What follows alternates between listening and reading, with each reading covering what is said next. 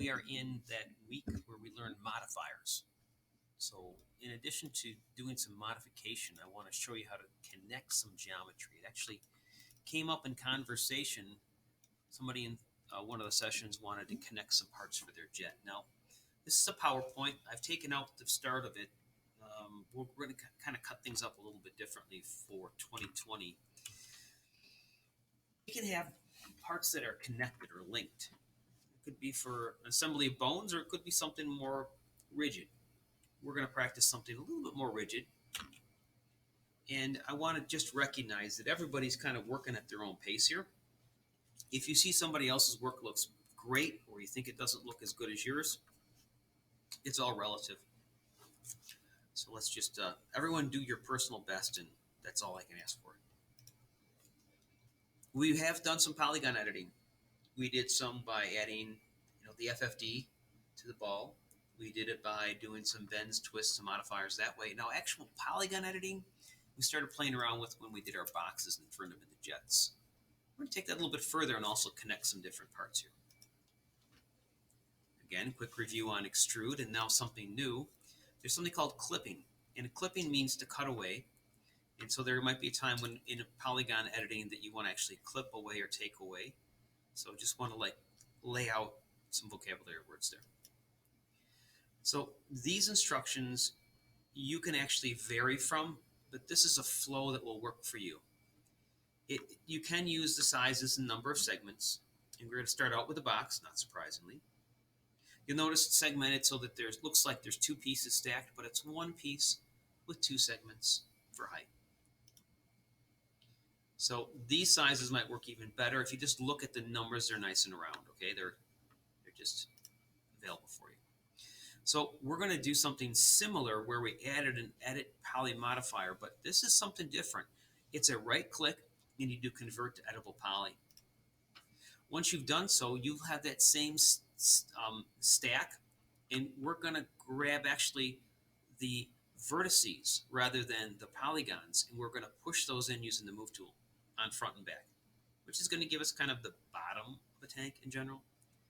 Maybe I should show you a picture of what we're going to end up with at the end of this. Let's see if I can just go to the end by typing 45. There you go. That's pretty much what you're going to end up with at the end of this. And I just want you to see that it's cartoony at best. Use a variety of colors here so they stand out. But the point is, when you click on the body and you move it, everything should go with you.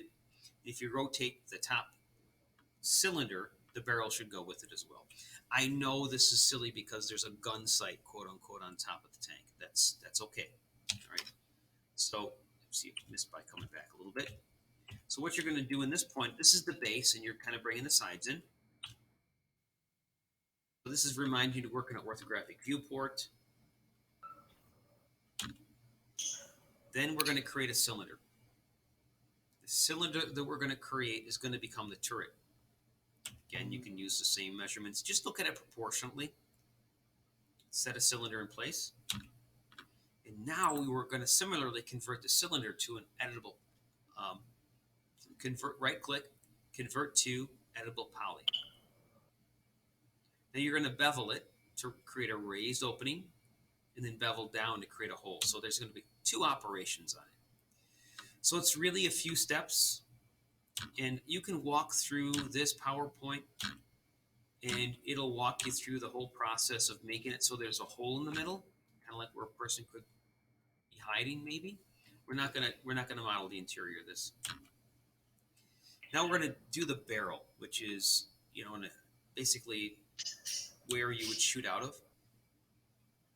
We're going to create it in a front viewport, and then we can drag it so that it lines up with the cylinder.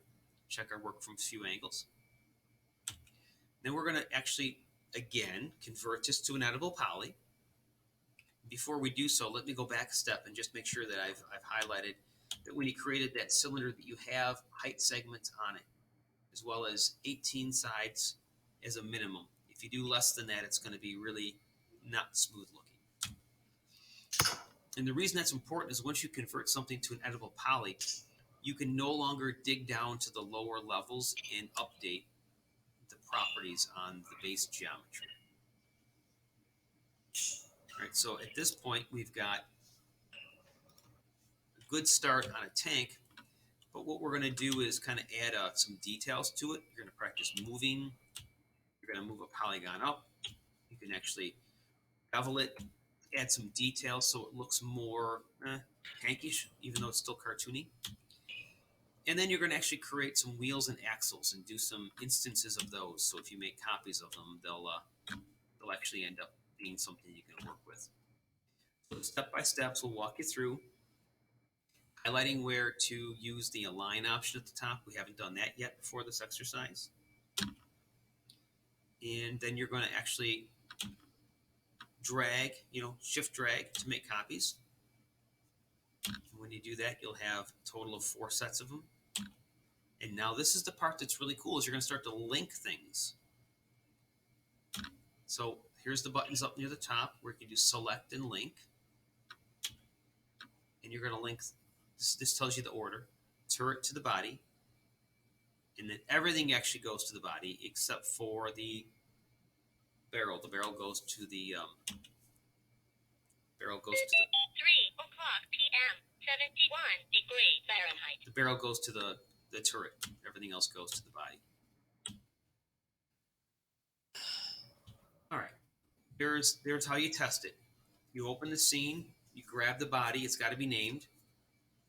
Use the move tool on it, and everything should go with it. Then you select the turret, and you rotate the turret, and the barrel should go with it.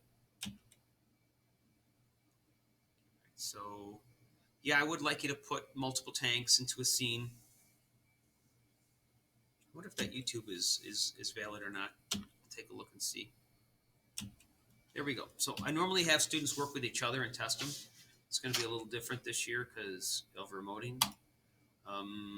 Let's see what we got going on. I wanted to check the link to make sure it works. I'm going to pause this demo for a minute and check on that.